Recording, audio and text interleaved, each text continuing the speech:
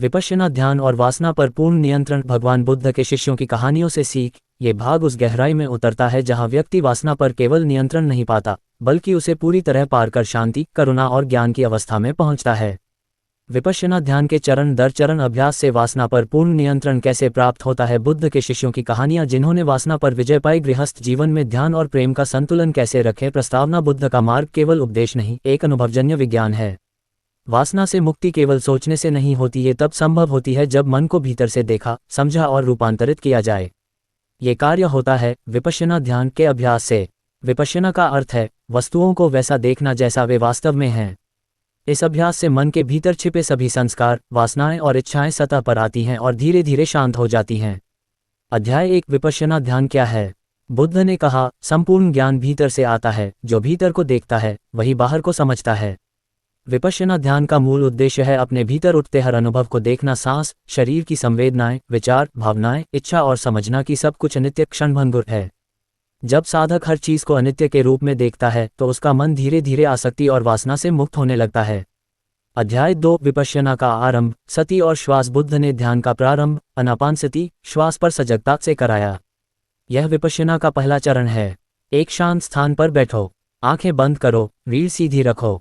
ध्यान 2। श्वास भीतर जा रही है, बाहर आ रही है। बस देखो, नियंत्रित मत करो। धीरे धीरे मन शांत होता है। तब दूसरे चरण में साधक अपने शरीर की संवेदनाओं को देखना शुरू करता है। यही से विपश्यना आरंभ होती है। अध्याय 3। शरीर में वासना की ऊर्जा को देखना। बुद्ध ने कहा, वासना विचार से नहीं, संवेदना, सेंसेशन से जुड़ी है। इसका अर्थ है कि जब मन में कोई इच्छा उठती है तो शरीर में एक हलचल होती है, कभी गर्मी, कभी कंपन, कभी स्पंदन। यह ऊर्जा ही वासना की जड़ है। विपश्यना में साधक इन संवेदनाओं को सजगता से देखता है। वह न उन्हें दबाता है, न उनका पीछा करता है, बस देखता है। और इस देखने में ही धीरे धीरे वह ऊर्जा शांत हो जाती है। जो संवेदना को देखता है वह तृष्णा को काट देता है। बुद्ध। अध्याय 4। वासना पर नियंत्रण के 3 चरण। पहचान, रिकॉग्निशन। पहले ये पहचानो कि इच्छा उठ रही है। उसे दबाओ नहीं, बस देखो, हाँ, अभी वासना का भाव उठ रहा है।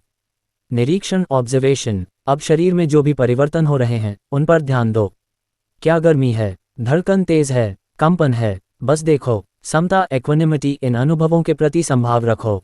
ना सुख लो, ना दुख, ना आकर्षण, ना विरोध। बस देखो, यह आता है और चला जाता है। यही समता ही वासना पर विजय की कुंजी है। अध्याय 5। बुद्ध के शिष्यों की प्रेरणादायक कहानियां। किस्सा गौतमी की कथा। किस्सा गौतमी एक गृहिणी थी जो सौंदर्य और वासना में बहुत उलझी हुई थी।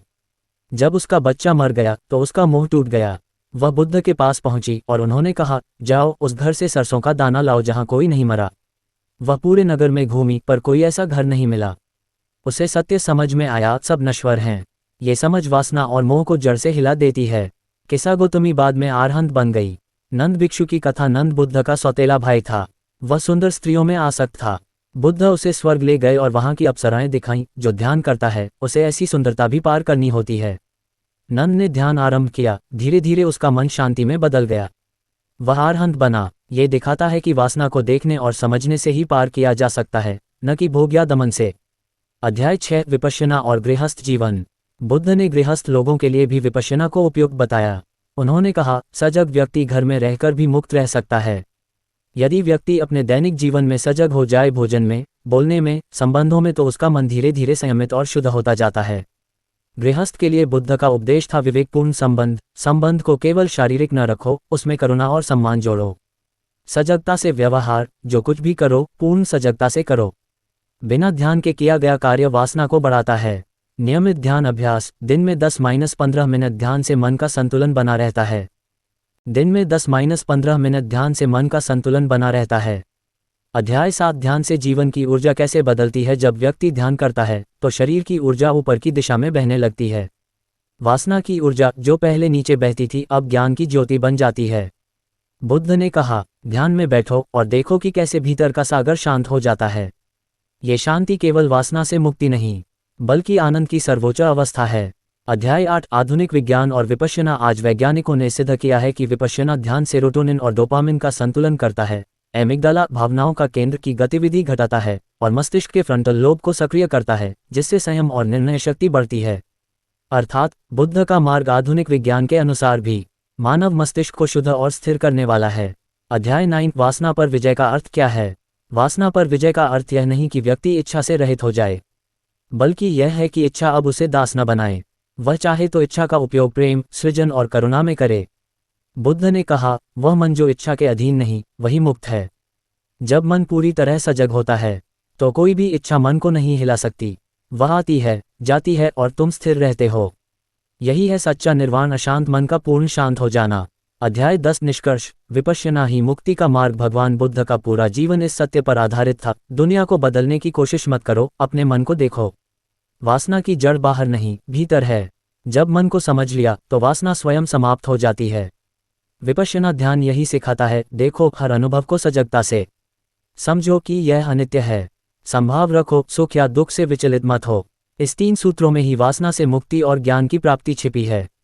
उपसंहार। भगवान बुद्ध ने वासना को दबाने का नहीं, बल्कि ज्ञान में बदलने का मार्ग दिखाया।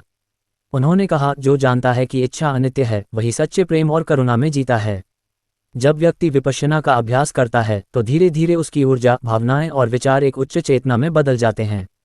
वासना से उत्पन्न शक्ति अब दुख नहीं लाती, बल्कि प्रेम, रचनात्मकता और शांति का स्रोत बन जाती है। अंतिम संदेश। बुद्ध का उपदेश काम की आग को बुझाने वाला जल बाहर नहीं है, वह भीतर सजगता के स्रोत से निकलता है। सजग रहो, जागो, यही मुक्ति है। नमस्कार। मैं नया वीडियो लेके आया हूँ आपके लिए, जिसका नाम है सेक्स की लत लगना और उसको छुड़ाने के लिए जाने भगवान बुद्ध से। जिन बहन भाइयों को सेक्स की सबसे ज़्यादा लत लगी हुई है और वो छुड़ाना चाहते हैं, तो ये वीडियो ज़रूर देखें। और आप लोग कैसे हैं? आशा है अच्छे होंगे। और मेरे वीडियो को शेयर कीजिए, फॉलो कीजिए। और लास्ट में जय भीम, बाय बाय।